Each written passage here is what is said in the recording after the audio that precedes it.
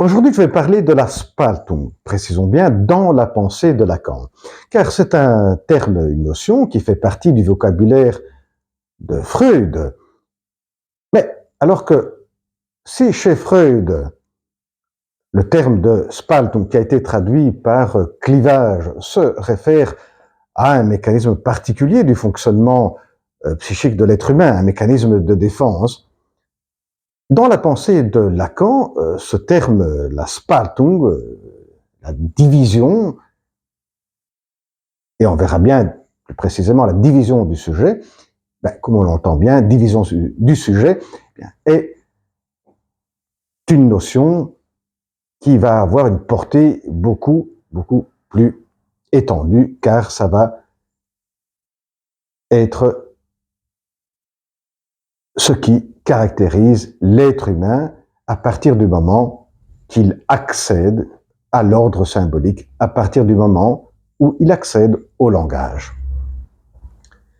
Et pour donner une explication de ce terme, cette notion de Spaltung, de la division du sujet, on va commencer par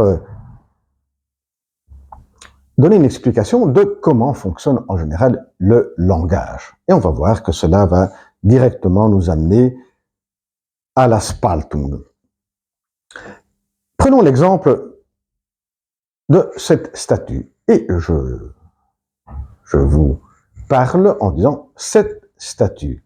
À partir du moment où je dis cette statue, l'objet en question, est indiqué, représenté par ces deux mots, cette statue. Donc on comprend bien que cette statue représente l'objet, mais ne coïncide pas avec l'objet. L'objet est représenté par ces deux mots. Il apparaît à travers ces deux mots, cette statue. Ensuite, je vais vous donner une explication de cette statue en vous disant que c'est une représentation sous forme de sculpture, de statue plus précisément, qui représente le corps de la Vénus que le peintre très connu italien Botticelli a représenté sous forme de peinture. Et là, dans cette description, au fur et à mesure que je parle, l'objet disparaît au profit de mes descriptions auxquelles vous allez porter votre attention. Ensuite, l'objet peut réapparaître quand je vais de nouveau focaliser sur cette statue et réapparaître à nouveau. Donc, il y a des moments où il apparaît, car il est directement ciblé, avec cette expression, cette statue, ou une autre expression, d'autres mots, pour ensuite disparaître au profit de d'autres mots qui vont donner une certaine description. Et dans ce apparaître et disparaître, vous pourrez changer également de regard sur cet objet en question en fonction des descriptions qui sont faites. Vous allez faire plus attention à certains détails, être attiré plus sur cet objet alors que vous n'étiez pas du tout, car vous n'avez pas certaines descriptions. L'objet donc est représenté par des mots, apparaît dans des mots pour disparaître dans d'autres.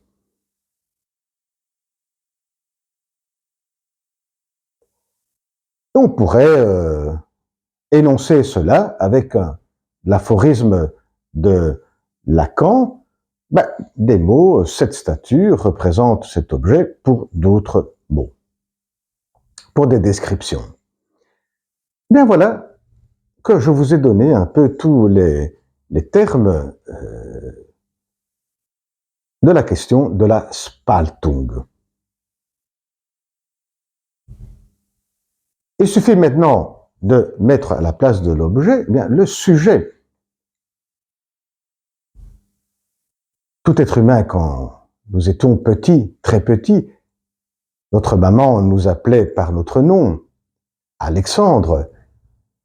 Bien, là, le le nom nous représente, mais ne coïncide pas avec nous. Donc on perd une partie de nous-mêmes dans cette représentation. Mais lorsque maman parle avec quelqu'un d'autre et parle de nous, parle d'Alexandre, eh bien, Alexandre disparaît au profit d'autres descriptions. Là où la nomination directe Alexandre, ce mot, va représenter le sujet, bien qu'il ne coïncide pas avec le sujet, donc il perd quelque chose d'intime de soi-même. Directement après, le nom vient pris par d'autres mots pour le décrire, pour parler de lui, et là, il va disparaître. Et là, on comprend bien, donc, qu'est-ce que est la Spaltung, le sujet divisé, ce symbole que Lacan écrivait S avec une barre. Bien, le sujet, il est là représenté par, dans ce cas-ci, par le nom Alexandre, pour après disparaître dans d'autres descriptions. Le mot, le signifiant qui représente le sujet, il est représenté après pour d'autres mots. Et voilà que là où il apparaît, le sujet, il va disparaître. La Spaltung est être divisé par un mot et puis d'autres, mon nom et puis des descriptions, etc. Bien voilà l'explication de la division du sujet qui nous apparaît à nous tous parce que c'est le fonctionnement du langage. C'est cet accès que tout être humain a au langage, à l'ordre symbolique, pour son fonctionnement même du langage, du symbolique, qui nous divise, qui divise le sujet.